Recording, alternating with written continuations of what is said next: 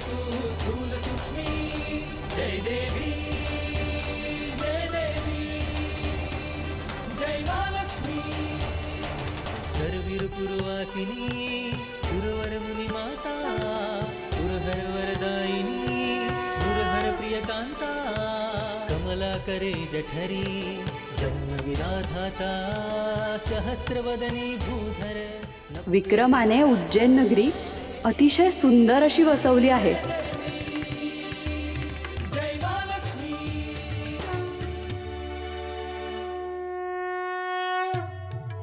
सुंदर घर, रेखीव मार्ग, झाडं, वेली,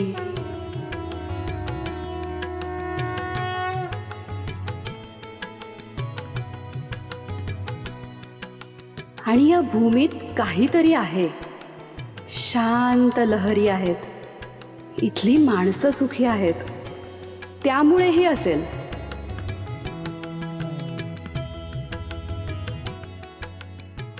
अर्थात हे श्रेय विक्रमाला द्यायला पाहिजे।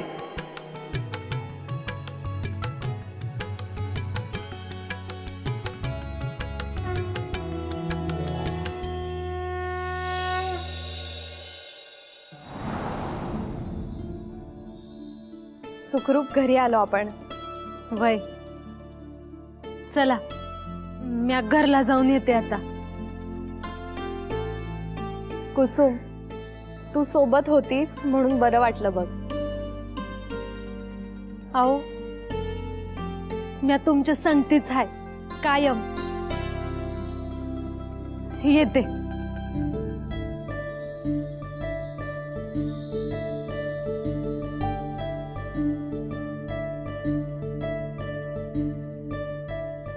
तुम्ही येईपर्यंत जीवात जीव नव्हता।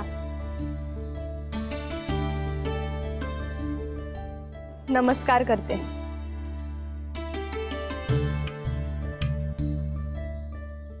शुभम भवतु। पद्मसेना, आता कसल्याच गोष्टीचा हट्ट करायचा नाही।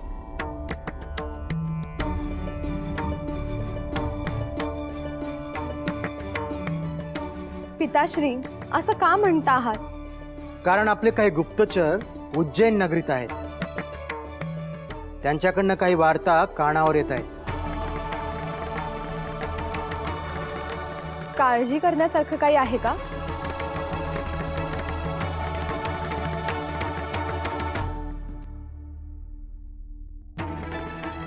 विक्रमादित्य महाराज उज्जैन नगरीत अचानक नाहीये।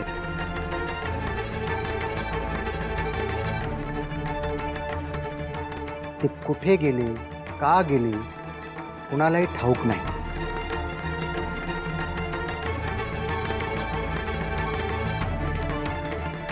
आणि ते परतले का नाही हे देखील कोणाला ठाऊक नाही।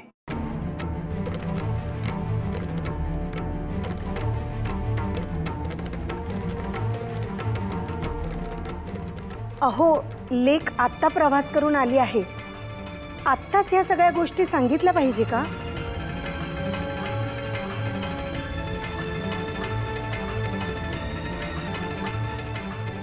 मी एकच सांगतो, मी आता अधिक काळ प्रतीक्षा पाहणार नाही।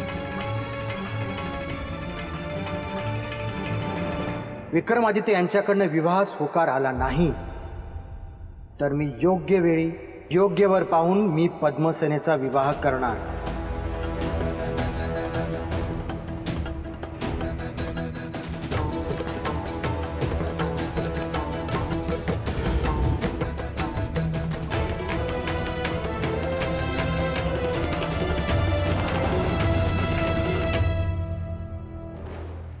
पिताश्री, पिताश्री, अहो ऐकून तर घ्या पिताश्री।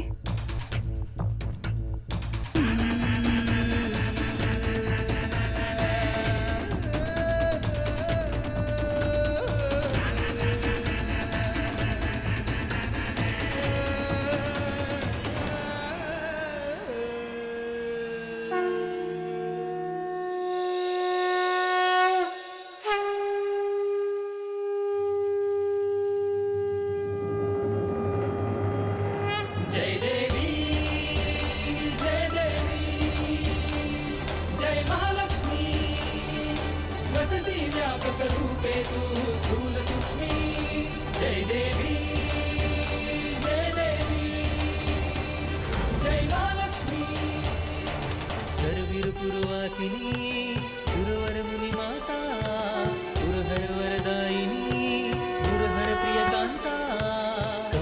करे जठरी जन्मविराधाता सहस्रवदनी भूधर न पुरे गुणगाता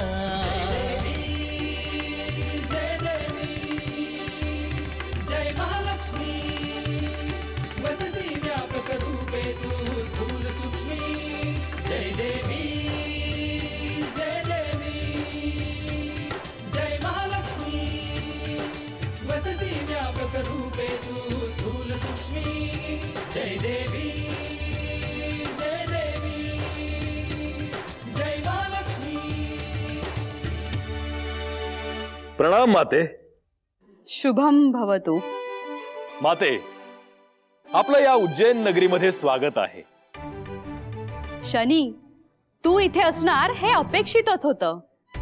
विक्रमादित्य हेच केवळ कारण नाही, तर इथे माझे गुरुदेव महंकाळ आहेत, त्यामुळे मी इथे असणारच। तुला हे नगर काय आहे ठाऊक असणार। चल, मला हे नगर दाखव। चला माते।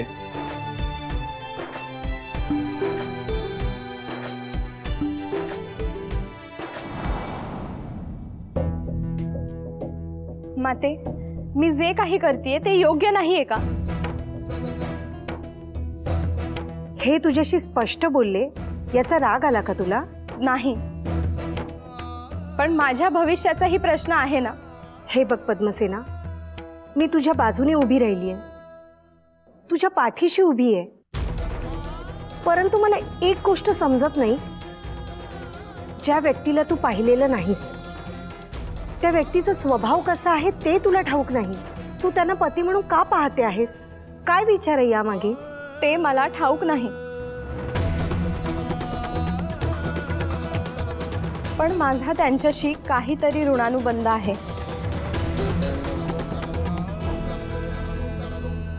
ते केवळ चक्रवर्ती सम्राट आहेत म्हणून तुला त्यांच्याशी विवाह करायचा आहे का? नाही माते, त्यांच्याकडे सत्ता आहे, विपुल धन आहे, म्हणून मला त्यांच्याशी विवाह नाही करायचा। हे बघ पद्मसेना, तुझी इच्छा पूर्ण व्हावी म्हणून आम्हीही प्रयत्न करतो आहोत, परंतु आत्ता असं ध्यानात येत आहे की विवाहाच्या प्रस्तावासाठी त्यांच्याकडे वेळ नाही किंवा ते फार महत्त्वाचं नाही। पण माते, त्याला काहीतरी कारण असेल ना? काय कारण असेल? त्यांना उत्तर पाठवता येत नाही? माते, असंही असू शकतं की ते संकटात असतील।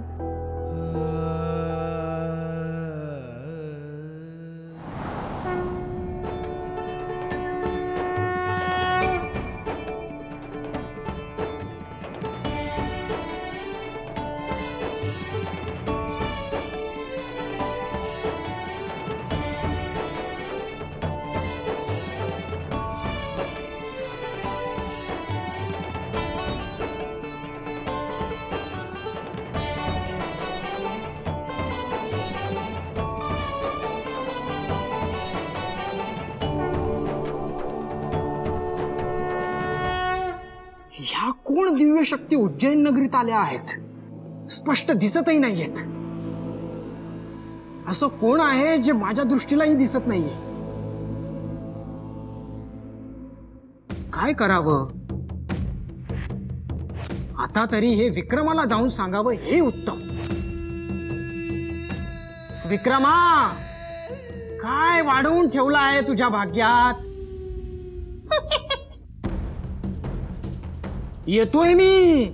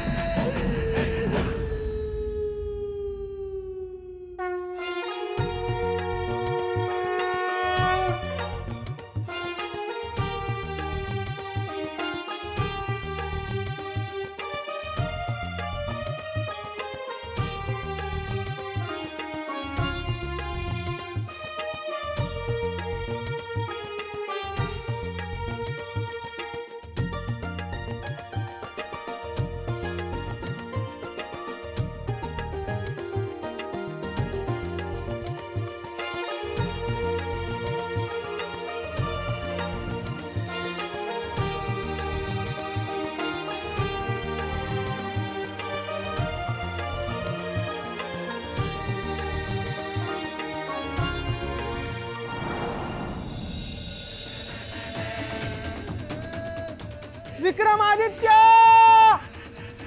महाराज, विक्रमादित्य!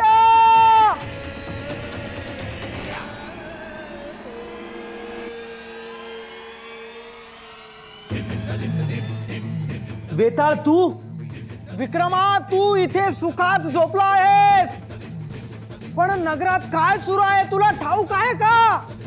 एवढं काय झालंय? झोपमोड केलीस तू माझी.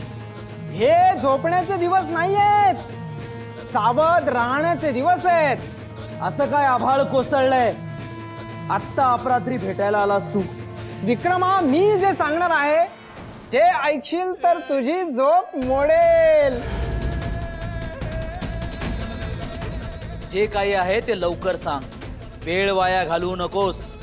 अरे, मी स्वतः माझ्या डोळ्यांनी 2 दिव्य शक्ती नगरात फिरताना पाहिल्यात.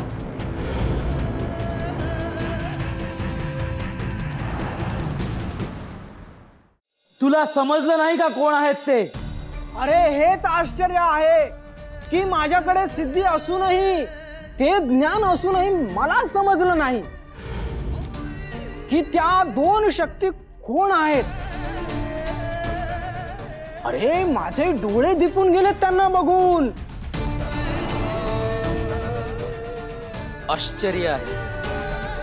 असं कोण आहे जे माझ्या नगरात आले आणि मला ठाऊक नाही? अरे, म्हणूनच सांगतोय की तू स्वतः येऊन बघ. आत्ता? मग कधी? तुलाच समजेल की नक्की काय सुरू आहे तुझ्या राजधानीत.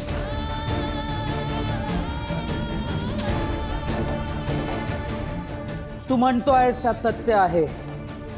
तूच विलंब करू नकोस. येतो मी. हा, लवकर. त्या शक्ती निघून गेला तर काय करायचं? आलोच.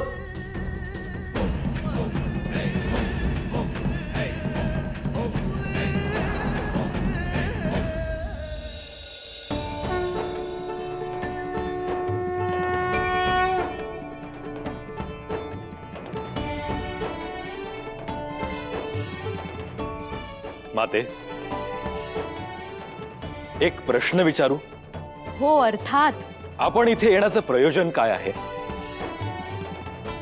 ते तर निश्चित आहे. इथे एक वेळ अशी येईल जेव्हा तू विक्रमाला इथे राहू देणार नाहीस.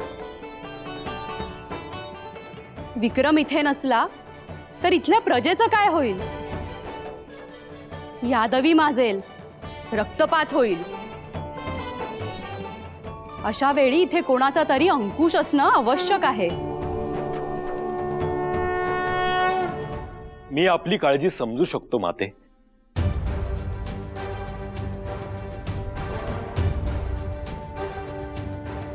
मी इथे आले ते तुला आवडलेलं नाही का? असं नाही देवी. तुझ्या कार्यात हस्तक्षेप होतोय असं वाटतंय का तुला? असं नाही माते. तसं असेल तर स्पष्ट सांग. आपण इथे आलात याचा आनंद आहे मला माते.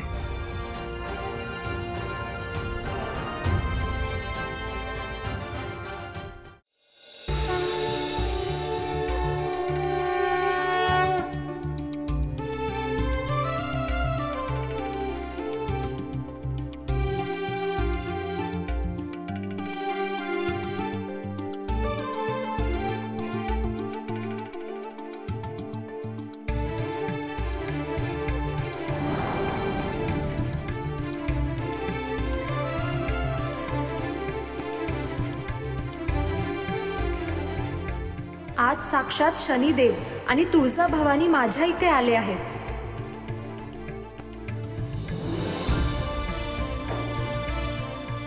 किती भाग्यवान आहे मी. हा अद्भुत योग मी पाहते आहे, याचा मला आनंद आहे. माझा नमस्कार स्वीकार करावा. शुभम भवतु.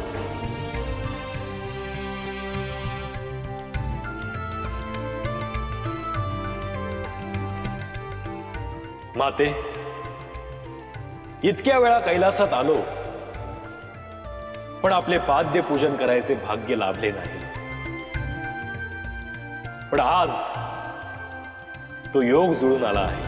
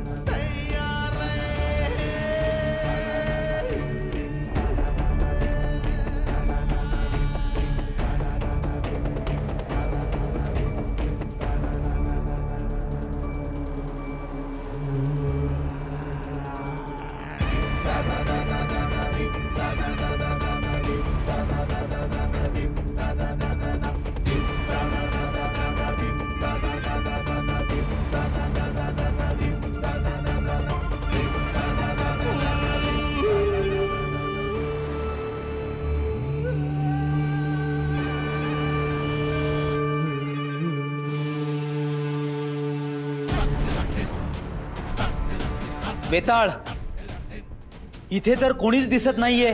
मी स्वतः पाहिलंय म्हणून तुला सांगायला आलोय.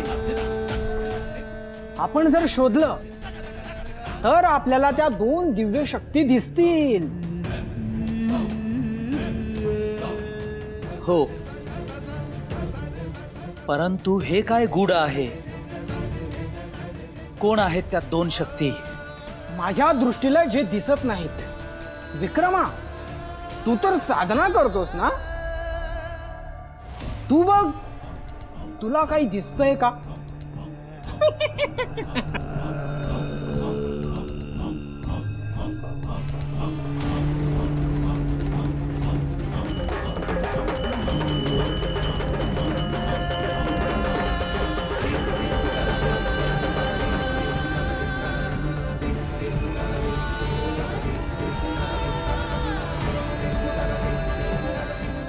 वेताळ,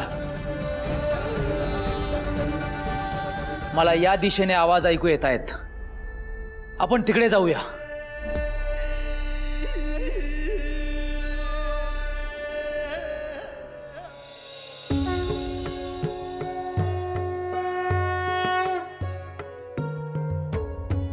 शनी, विक्रमाची परीक्षा, पद्मसेनेचे लग्न हे एक निमित्त आहे,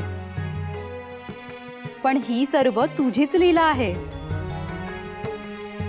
पण जेव्हा विक्रमाची परीक्षा संपेल तेव्हा आपण पुन्हा येणार आहोत.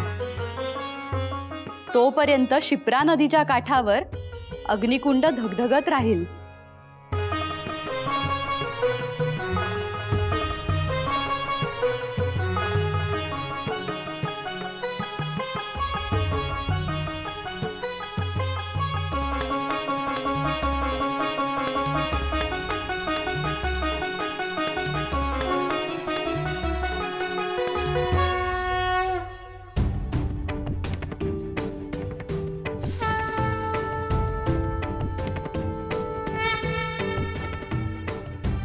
मी जसा आहे तसं आपण आणि श्री महादेव मला स्वीकारता, माझ्या पाठीशी उभे राहता.